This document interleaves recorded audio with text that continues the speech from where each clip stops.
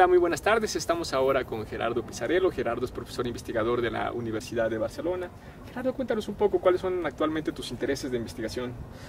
Bueno, pues actualmente acabo de publicar dos libros, uno en solitario que se llama Procesos Constituyentes, Caminos para una Ruptura Democrática, que en realidad lo que intenta es describir un estado de ánimo y un estado de cosas que se está viviendo en Europa en general, pero que yo creo que en muchos otros sitios, en México en parte me parece que también se está produciendo esa realidad, que es lo que nosotros calificamos como un proceso deconstituyente, es decir, cómo se está produciendo una ofensiva bastante dura contra los elementos más garantistas y más democráticos que tenían las constituciones aprobadas en el siglo XX.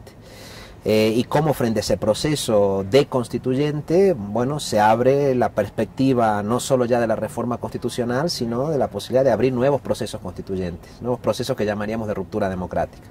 Y entonces, a partir de esto, estudiar casos como los de Bolivia, Ecuador, como el fallido proceso constituyente que tuvo lugar en Islandia. Este es un tema, es decir, cómo utilizar el proceso constituyente como un instrumento de democratización radical de diferentes ámbitos de la sociedad, no solo de la vida política, sino de la vida económica.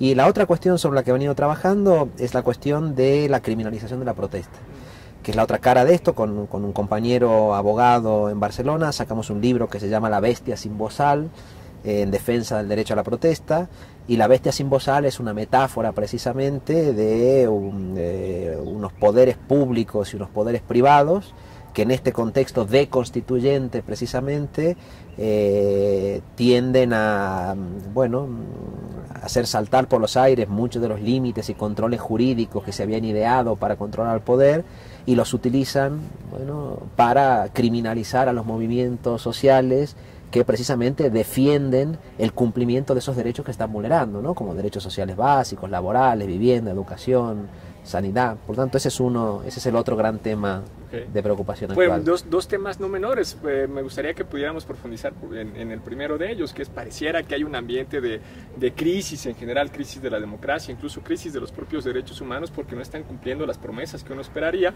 y ya no solamente no cumplen esas promesas, sino, como muy bien indicas, además venimos en un espacio como de retirada con respecto de lo que antes existía. Sí. A mí lo que me interesa también como jurista, como constitucionalista, es cómo ese espacio de retroceso en materia de derechos y de limitación del principio democrático, cómo se manifiesta en el ámbito jurídico, ¿no?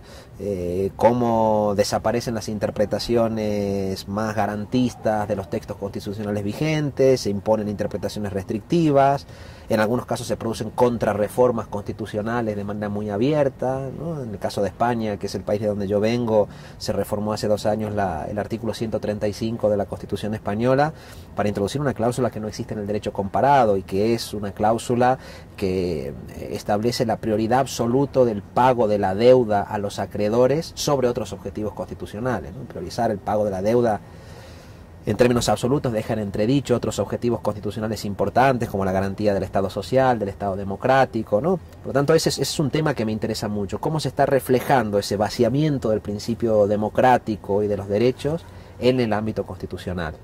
Y en qué medida, frente a ese vaciamiento, frente a esa ruptura del contrato social que se está produciendo desde arriba, es posible plantear, para recuperar, digamos, el principio democrático, un nuevo contrato social impulsado desde abajo a través de la participación ciudadana, ¿no? Y el proceso constituyente vendría a ser esto.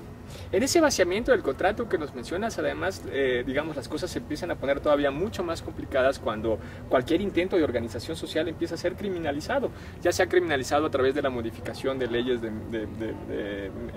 medios, en fin, de tratar de restringir la libertad de prensa, la libertad de expresión, y muchas veces incluso la propia libertad de manifestación, ¿no? ¿Cómo están mirando ustedes ese proceso de criminalización de la protesta?